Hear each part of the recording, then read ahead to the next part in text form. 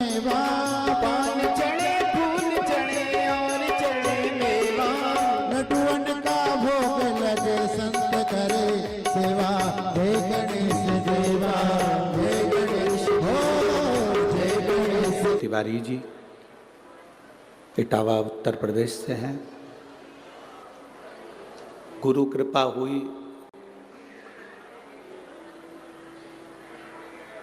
तब इतने सुंदर धाम में शिव महापुराण के यजमान पद ग्रहण करने का सौभाग्य मिला है। ये प्रभु की कृपा और गुरु की कृपा से मिला है।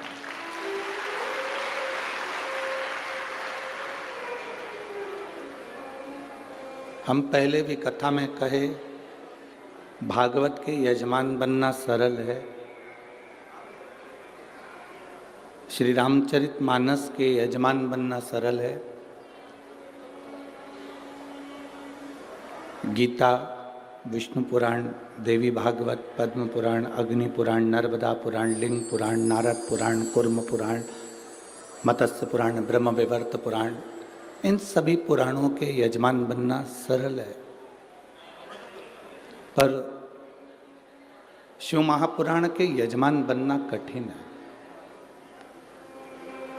क्योंकि इस पुराण का यजमान केवल वही बनता है जिस पर शिव की कृपा हो और संतों की और गुरुजन की कृपा हो। बहुत कठिन। भागवत जी के यजमान राजा परीक्षित हैं। रामचरितमानस के यजमान काशी के नरेश हैं। देवी भागवत, मत्स्य पुराण, विष्णु पुराण के यजमान स्वयं संत साधु गुरुजन है। पर केवल एक शिव पुराण ऐसी होती है जिसके यजमान कोई दूसरा नहीं होता। चंचूला देवी ने स्वयं देवादिदेव महादेव से कहा कि मुझे शिव पुराण की कथा करवाना है, इसका यजमान कौन बनेगा? तब भगवान देवादिदेव महादेव कहते हैं पार्वती जी से, पार्वती तो स्वयं जाकर चंचूला जी से कहो कि इसका यजमान कोई दूसरा नहीं बन सकता। शंकर और पार्वती दोनों ही इसके यजमान बनेंगे, कोई दूसरा नहीं बन सकता। हम कहेंगे श्री अखिलेश तिवारी जी को, बाबा ने कुछ कृपा करी होगी, गुरुजी महाराज की कृपा हुई होगी और ददरवा धाम सरकार की कुछ कृपा हुई होगी, जो ये यजमान पद मिला है ये शिव की कृपा से मिला, उनकी उदारता से। और इनसे ज़्यादा किस्मत वाले हो आप सब, जो अपना अपना घर छोड़कर 3 घंटे के लिए शिव भगवान की कथा श्री हनुमान जी की साक्षी में सुन रहे हैं।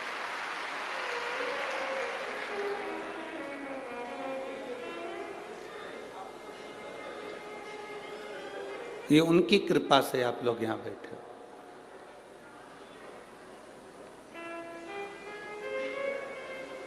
आप अगर सावधानी से श्री ददरवा धाम बालाजी के दर्शन करेंगे, श्री हनुमान जी के दर्शन करेंगे,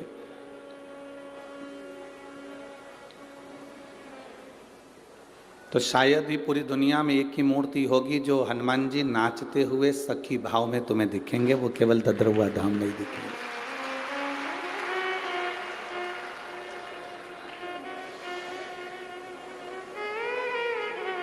अच्छा बताओ, व्यक्ति नाचता कब है? जम के तो बोलो जरा। किसी के घर में कोई बीमार पड़ा है तब कोई नाचेगा क्या? अरे बोलो तो रे जरा जम के। ए भिंड की जीजियों जरा, और भिंड के जीजाओ, कोई घर में बीमार पड़ा है तब कोई नाचेगा? अब तुम ददरवा धाम आओ और बालाजी तुम्हें नाचते हुए दिखे तो ये नाचते क्यों हैं? क्योंकि उनको मालूम है मेरे पास में उसी को बुलाता हूँ जिसको मुझे ठीक करके भेजना है, इसलिए मैं नाचता रहता हूँ, ये तो बुलाता ही नहीं। तो ये कोई बीमार पड़ा हुआ और तुम कहो कि घर में कोई को बोतल चढ़ रही हो, ऑक्सीजन लगी हुई हो और तुम बड़े अच्छी साड़ी वाड़ी पहन के झामर झुमका डेंटिंग पेंटिंग पूरी करके 2 घंटे तक लाइन वाइन खींच के और नैन में लगा लोगों के, और फिर तुम नाचो। तो कोई तुमसे पूछे क्यों नाच रही है, तो क्या हमारी अम्मा को बॉटल चढ़ रही है। अब अम्मा को बॉटल चढ़ रही है, तू नाच रही है।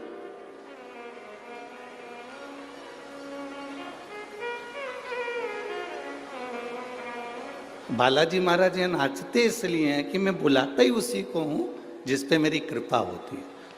वो यहाँ तक पहुंचता ही वही, नहीं तो वो तो सीधे ग्वालियर से आगरा चले जाता। वो अंदर प्रवेश ही वो करता है जिस पे मेरे को कृपा करना होती है, दया करना होती है।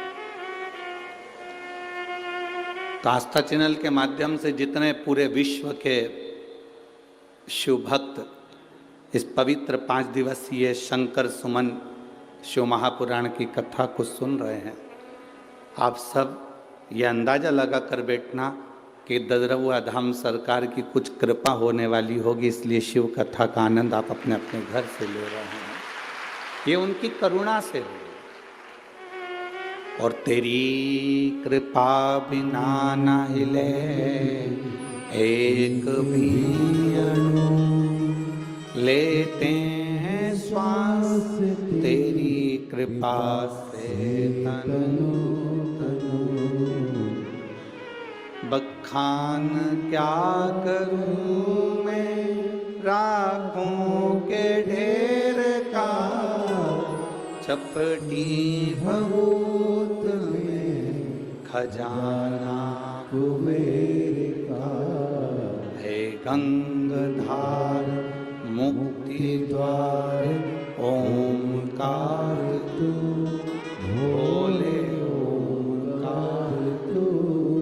आयो शरण तिहार शंभु कार तू।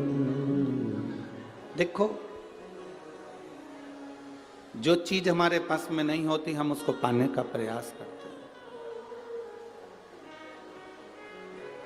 जो मोबाइल हमारे पास में नहीं है उस मोबाइल को पाने का हम प्रयास करते हैं।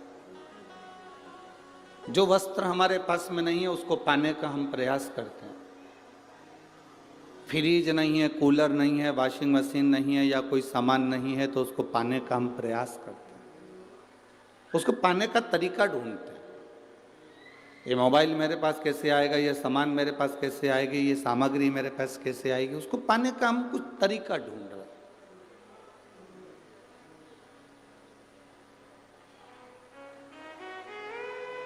एक तरीके से अगर हमको वो मोबाइल नहीं मिलता, एक तरीके से हमारे घर में फ्रिज नहीं आता, एक तरीके से हमारे यहाँ कूलर नहीं आता, एक तरीके से हमारे यहाँ वॉशिंग मशीन या कोई सामान नहीं आता, तो हम तरीका चेंज कर देते हैं, हम दूसरा तरीका ढूंढते हैं।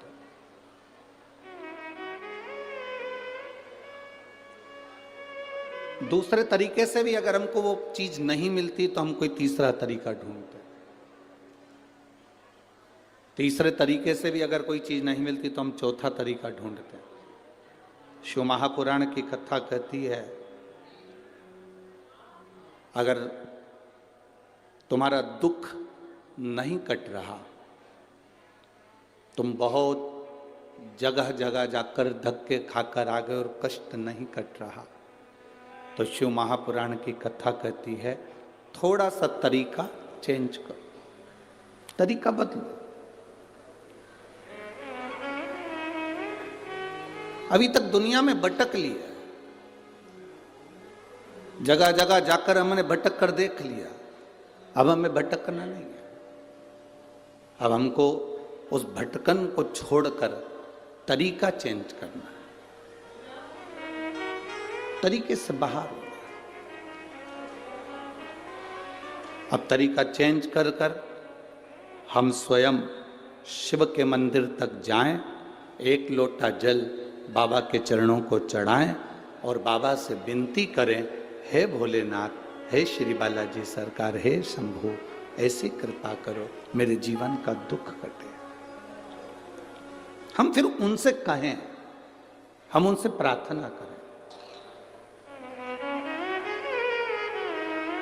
जब तक हम प्रार्थना नहीं करेंगे वो सुने कैसे? एक माँ को मालूम है मेरा बेटा 4 रोटी खाता है, पर माँ 4 रोटी एक साथ थाली में नहीं रखती। एक माँ को मालूम है मेरा बेटा 3 रोटी खाता है, माँ 3 रोटी थाली में नहीं रखती। एक पत्नी को मालूम है मेरा पति 5 रोटी खाता है, पर पत्नी थाली में 5 रोटी नहीं रखती। कारण पति आवाज लगाता है, सुनो आज सब्जी अच्छी बनी है, 1 रोटी और लाओ। पत्नी को खुशी होती है। बेटा आवाज लगाता है, माँ आज दाल अच्छी बनी है, 1 रोटी और लाओ। माँ धीरे धीरे कर कर उसकी थाली में 1-1 रोटी 2-2 रोटी देती है, पर एक साथ सारी रोटी नहीं रखती। पत्नी 1-1 2-2 रोटी रखकर अपने पति की थाली में देती है, पूरी रोटी नहीं रखती। उसी तरह जैसे हम अपनी माँ को पुकारते हैं, माँ 1 रोटी और लाओ, माँ को प्रसन्नता होती है। पति आवाज लगाता है पत्नी को, मुझे 1 रोटी और ला कर दो, तो पत्नी को प्रसन्नता होती है, आज मेरे पति ने अच्छे से भोजन करा, मांग कर भोजन करा, तो पति को देखकर पत्नी प्रसन्न होती है। उसी तरह जब हम देव अधिदेव महादेव के चरणों में बैठते हैं और उसके चरणों में बैठकर 1 लोटा जल समर्पित कर कर कहते हैं, बाबा मुझे ये दुख है, तो बाबा भी उसको काटने के लिए आतुर होता है। अपने दुख को दूसरे से ना कहिए, अपने दुख को अपनों से कहने का प्रयास। जब हम अपने मन की बात जब देव अधिदेव महादेव से कहते हैं, तब बाबा सुनता जरूर है। हमने जिन वस्तुओं को जोड़ा, हम सोचते हैं इसमें सुख का अनुभव हो जाएगा, तो वो सुख का अनुभव नहीं होता।